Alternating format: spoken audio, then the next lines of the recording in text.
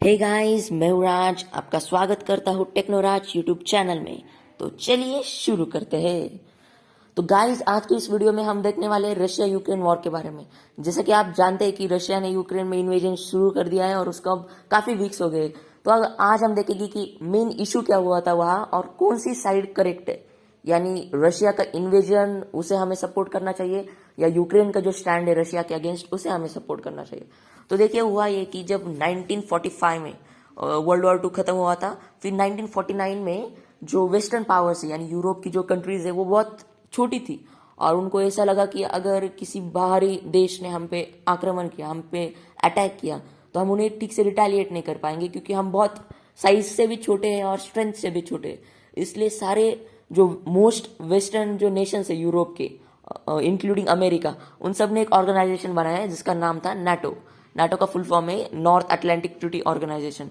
सो इस ऑर्गेनाइजेशन के तहत उन्होंने एक मिलिट्री अलायंस बनाई थी, यानी उस मिलिट्री अलायंस का, यानी नाटो की एक स्पेशल खुद की आर्म्ड फोर्स है। यानी किसी भी नाटो कंट्री पर अगर अटैक होता है तो वो एक वे से पूरे यूरोप पे अटैक है और सारी कंट्रीज एक होके उस अटैक को रिटेलिएट करती है। तो हुआ ये कि उस टाइम जब नाटो फॉर्म हुआ था, तब उस टाइम का सबसे पावरफुल ऑर्गेनाइजेशन था सोवियत यूनियन यानी यूएसएसआर, जिसका रशिया भी एक पार्ट था। यानी वो डिसोल्यूशन के बाद रशिया इंडिपेंडेंट हुआ, लेकिन तब तक रशिया भी यूएसएसआर का पार्ट था। तब यूएसएसआर बहुत स्ट्रांग था और तब नाटो और यूएसएसआर में कोल्ड वॉर चल रही थी। और जब 1991 में यूएसएसआर का डिसोल्यूशन हुआ, तब जो यूएसएसआर है वो सेपरेट हो गया, वो टुकड़ों में बढ़ गया और उसके बहुत से नेशंस फॉर्म हुए, यानी सोवेरियन इंडिपेंडेंट नेशंस फॉर्म हुए यूएसएसआर से।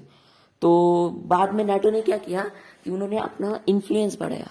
यानी उन्होंने जो यूएसएसआर के जो नेशंस है जो सेपरेट हुए थे, उन्होंने स्लोली स्लोली धीरे धीरे उन नेशंस को ग्रेजुअली अपने अंडर लाया।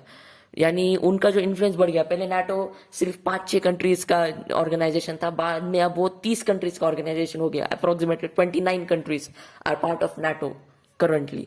तो रशिया को बाद में ये लगने लगा 1991 के बाद कि जो नाटो है वो अपना इन्फ्लुएंस बढ़ा रहा है यूरोप में, जिसके कारण रशिया की जो सिक्योरिटी वो खतरे में थी। इसलिए रशिया नाटो के अगेंस्ट था और रशिया को एक पार्टनर चाहिए था जो उसे इस पॉइंट में सपोर्ट कर सके। इसलिए रशिया और इंडिया के टाइज तब नाटो एक इनडायरेक्टली नाटो की वजह से ही ज्यादा स्ट्रेंथन हुए। पाकिस्तान वॉर वो अलग बात है, 1961 वॉर, लेकिन इसकी वजह से भी इंडिया और रशिया के टाइज स्ट्रेंथन हुए। तो हम अपने पॉइंट पे फिर से आते हैं। तो हुआ ये कि जब रशिया डिजोल्व यानी उसका सेपरेशन हो गया, फिर उसके बाद नाटो धीरे धीरे अपनी इन्फ्लुएंस बढ़ाने लगा, जैसे कि मैंने कहा था। और बाद में अब क्या हुआ कि नाटो यूक्रेन को भी कह रहा था कि तुम हमारे टेरिटरी में आ जाओ, यानी हमारे ऑर्गेनाइजेशन में आ जाओ। और यूक्रेन की वही टॉक्स चल रहे थे उनके अंदर कि हम अब नाटो को ज्वाइन करते, लेकिन रशिया इसके अगेंस्ट था, क्योंकि यूक्रेन रशिया का नेबर है। और अगर यूक्रेन भी नाटो के अंडर चला गया, यानी नाटो रशिया का डायरेक्ट नेबर हो जाएगा और उनमें क्लैशेस भी हो सकती है। इसके कारण रशिया की सिक्योरिटी जो वो खतरे पे थी, इसलिए रशिया ने यूक्रेन के खिलाफ इन्वेजन शुरू कर दिया। तो इसके खिलाफ बहुत से वेस्टर्न कंट्रीज इसके खिलाफ है, और अमेरिका ने भी कैट्सा एक्ट के तहत रशिया पे सैंक्शंस इम्पोज कर दिए। कैट्सा एक अमेरिका का एक लॉ है जो 2017 में पास हुआ था, जिसके तहत अमेरिकन गवर्नमेंट को ये राइट्स मिल गई थी कि वो रशिया, ईरान और नॉर्थ कोरिया, इन 3 देशों पे सैंक्शंस इम्पोज कर सकता था, इकोनॉमिक सैंक्शंस। और अगर इन 3 देशों से कोई भी देश, बाकी का नेशंस, अगर कोई भी नेशन इनसे स्ट्रेटेजिक टाइज रखता है, तो उस नेशन पे भी सैंक्शंस इम्पोज करने की उनको राइट्स मिल गई थी। सैंक्शंस यानी जो बैरियर्स होते हैं वो इम्पोज किए जाते हैं, इकोनॉमिक बैरियर्स, उनके साथ ट्रेड बंद किया जाता है, और बहुत सारे बैरियर्स होते हैं, उसे सैंक्शंस कहा जाता है। तो अब इस वॉर में रशिया को लगता है कि वो अपनी टेरिटरी को डिफेंड करने के लिए नाटो के अगेंस्ट ये इन्वेजन कर रहा है।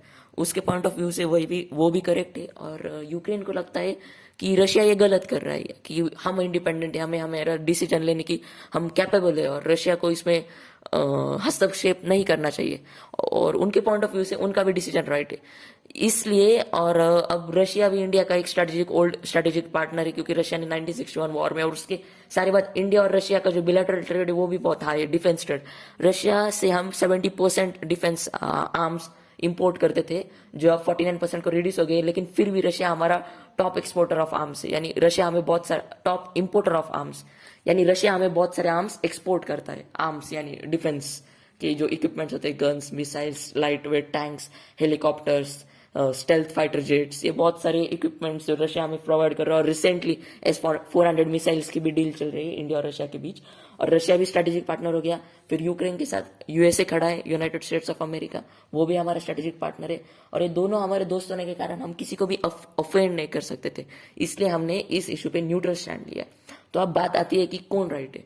तो देखिए, इस पॉइंट ऑफ व्यू में दोनों साइड्स राइट है, और हमें किसी को भी जज करने का कोई भी राइट नहीं है अभी। और मुझे लगता है कि डिप्लोमेटिक टॉक से ये इशू सॉर्ट आउट होना चाहिए, और इसलिए इंडिया ने इस इशू पे न्यूट्रल स्टैंड लिया है। यूएनएससी में रशिया के अगेंस्ट बहुत सारे रिजोल्यूशंस पास हुए थे, लेकिन इंडिया, चाइना और पाकिस्तान ने एब्सटेन किया उस रिजोल्यूशन से, यानी उन्होंने न्यूट्रल स्टैंड ले लिया था। क्योंकि हम वो रशिया के अगेंस्ट नहीं जा सकते थे, और अगर रशिया को ओपनली सपोर्ट किया तो अमेरिका भी हमारे अगेंस्ट हो सकता है।